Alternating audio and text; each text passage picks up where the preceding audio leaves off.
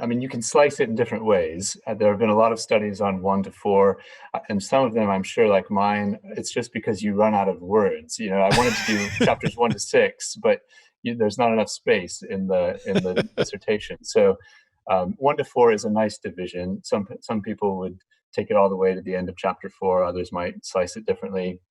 But I think it's a helpful division because Paul, in my view, is making an apology. That is, he's not apologizing, but he's making a defense for his apostolic authority and gospel, because not Apollos himself, but I think some people who were enamored with Apollos and maybe others have been pushing back against Paul, and for whatever reason, he's not got their support. So he starts out by making that defense. And I think, and chapter 4, verse 6, I think becomes really important. That's a very difficult verse. I've got a whole excursus in the book on it.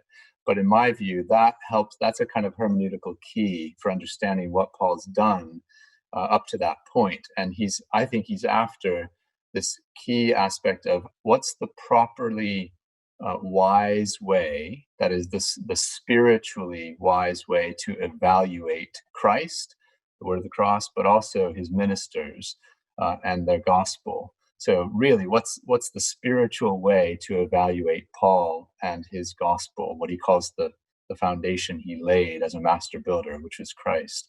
So I think that's a big issue, properly spiritual wise evaluation in chapters 1 to 4. And then once he lays that out, he begins to respond to some of the things they've raised in their embassy with Chloe's people, sending back questions, and then also other things he knows they need to hear about. And he moves from politics to ethics. I think in 1 to 4, he's reminding them about the kind of political foundation. Now, this is not politics in the way the world thinks of it, but how did God found this koinonia?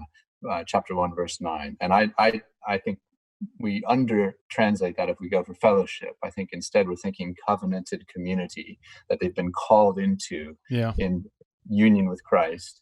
How is that constituted and set up, and how is that meant to be built up? And now in chapters 5 and beyond, he really gets into some of the nitty-gritty of the ethics that should flow from the politics of the church. And another key issue others have pointed to is, they've got bodies, and the bodies are in some ways the challenge for them in terms of sexual immorality, eating, purity laws, all the rest. And I think that's why chapter 15 becomes a really important capstone. What's the eschatology of the body in relation to Christ, who became a living spirit in chapter 15. So I guess that's how I start to see the flow working itself out.